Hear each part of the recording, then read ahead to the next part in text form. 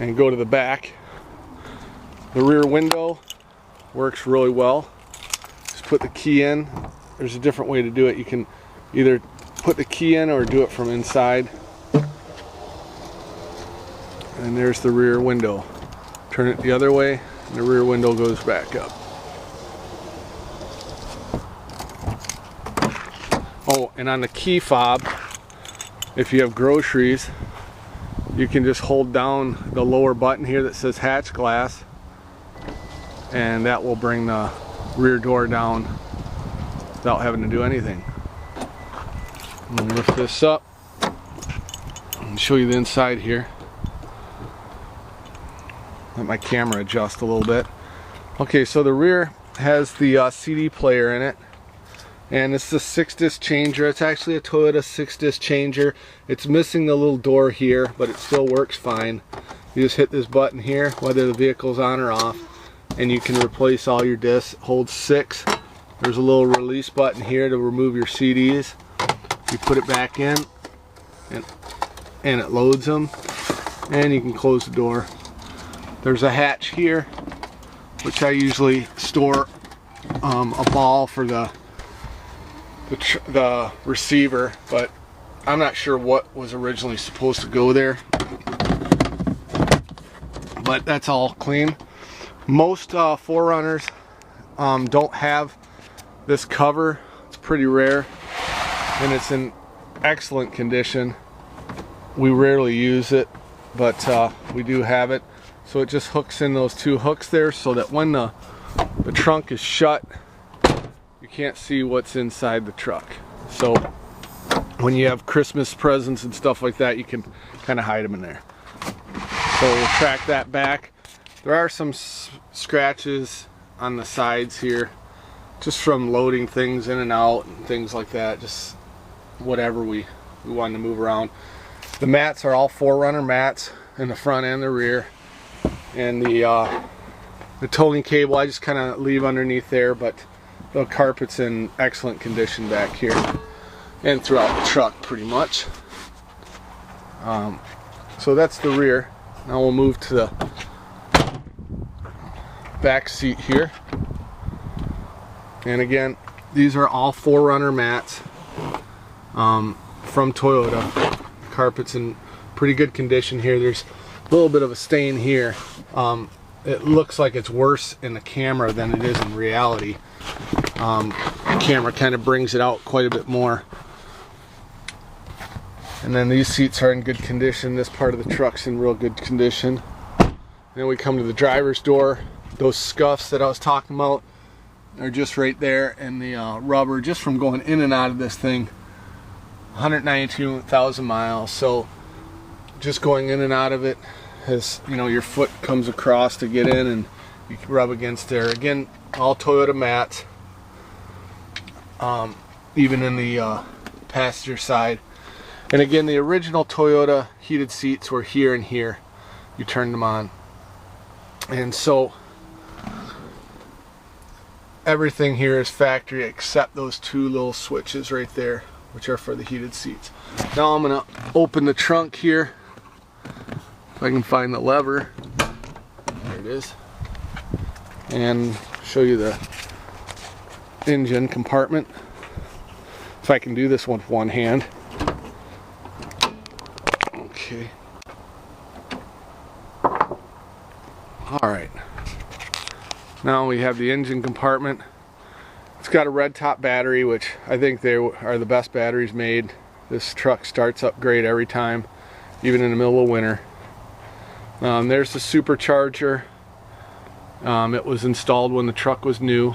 It's also got headers on it, which are also Toyota headers that are down there. They are made by TRD, which is Toyota's racing division. And this is the other pulley and the belt just for the Supercharger, which uses this extra pulley here and then goes around to the alternator. A little cutout has to be made when you put this in to account for the nose cone on the front of the Supercharger, and a few other little modifications to get the Supercharger to work on these trucks. But then they have the sticker from Toyota, how to run the belt for the Supercharger, and again another sticker from them. And you probably see the headers a little better here, and that changes the way the catalytic converter is hooked up, and they did all that there. Let me start the truck and you can hear it. Let me show you the underbody here. This is the skid plate, and this truck really doesn't have any real rust issues, and these Toyotas are made pretty well for the rust issue. They don't have much of a problem. I'm going to start up the truck, and let's see here. Oops, wrong keys. Those are my car keys. Sorry about that. Okay, let's try this again. All lights in here work.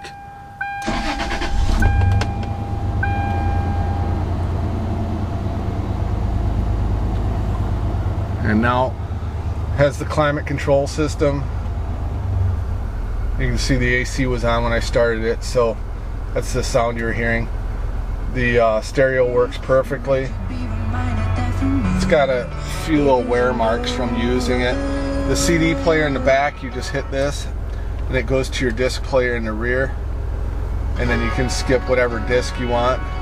Shows you what track, what disc, what track, and then typical stuff here. And then you can put this on auto, and you can hear the air conditioner just kicked in. This is the outside air temperature. Turn that back off. You hear the truck kick down. All the headlights and wipers all work. See the brights on there. And you can kind of hear the Toyota, the Supercharger whine.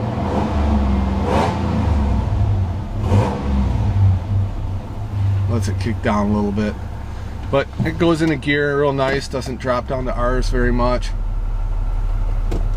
Here's neutral, here's drive. And the four-wheel drive works real well. Also has the push button that you can push while you're driving or pull it down. The only way you have to be stopped is if you lock it into four-wheel drive or put it in low. And here's the Supercharger. This gives you a little bit of a whine. You can hear it.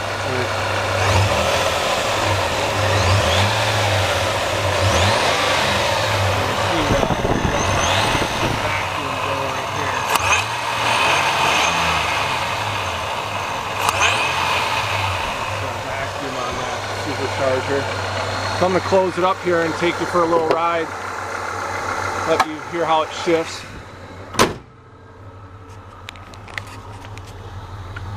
There's the exhaust on it going. Whoops, a little foggy. Sorry about that. A little too close. And I'll show you underneath here. There's the muffler. Catalytic converter, that's been replaced, and the O2 sensor in the rear. There's the transmission. Sorry, I don't have a whole lot of light underneath here. Very minimal rust. Alright, you can see all the lights on here work. Headlights all work.